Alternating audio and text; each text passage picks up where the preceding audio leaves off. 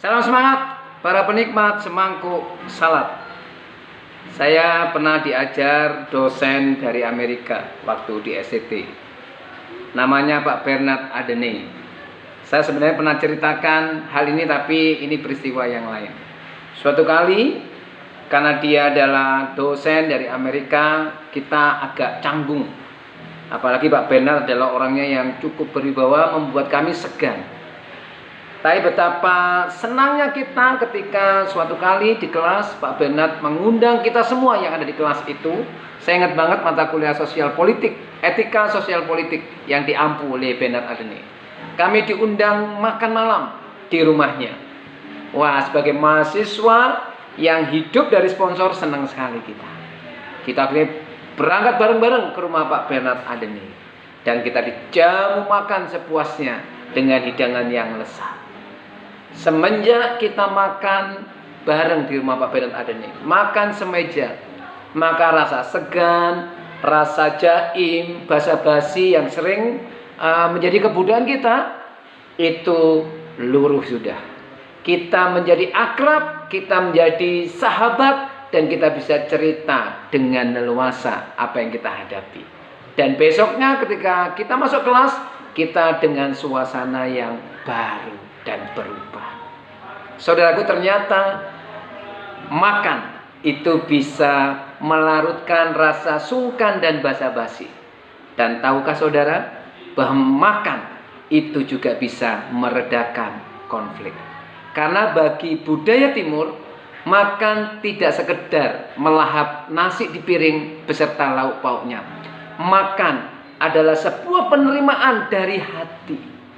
Contohnya kalau saudara bertamu ke rumah rekan atau teman, tetapi saudara hanya diterima di teras atau di ruang tamu dan hanya disuguhi teh, maka sebenarnya itu masih ada jarak.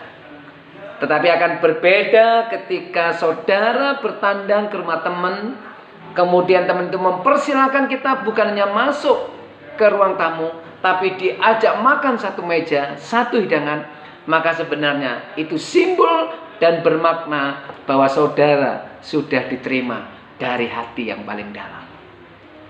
Dan rupa-rupanya dengan makan yang disebut politik meja makan itu bisa meredakan konflik.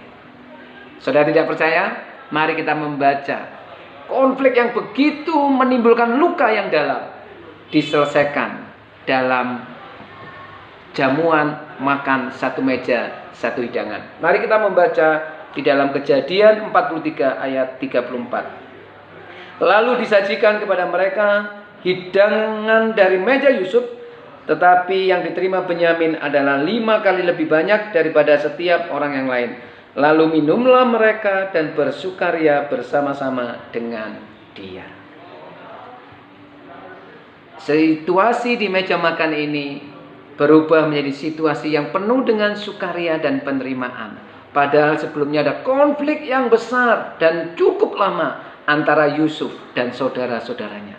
Sebenarnya Yusuf adalah orang yang sangat terluka oleh pengkhianatan dan oleh perlakuan kakak-kakaknya. Dia pernah dijual, dia pernah dibully, dia pernah diisukan, digosipkan mati oleh kakak-kakaknya, dijual, dimasukkan ke dalam sumur, dan berbagai macam perlakuan yang tidak sepantasnya. Harusnya Yusuf terluka. Tetapi hari itu ketika kakak-kakaknya mengalami kelaparan pergi ke Mesir, yang pada saat itu Yusuf sudah menjadi orang kedua setelah Fir'aun.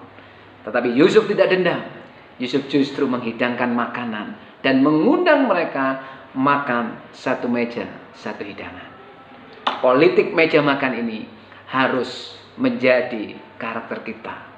Kita mungkin mengalami konflik yang berkepanjangan, ada luka, tetapi mari kita punya keberanian dan ketulusan untuk membuka hati kita dengan mengajak lawan konflik kita untuk makan sehidangan, semeja. Sehingga dengan demikian, maka yang terjadi adalah pemulihan dan sukacita. Ada rekonsiliasi dan ada rasa trust yang dibangun kembali. Inilah politik meja makan yang didemonstrasikan oleh Yusuf. Dan saudara dan saya bisa mempraktekannya.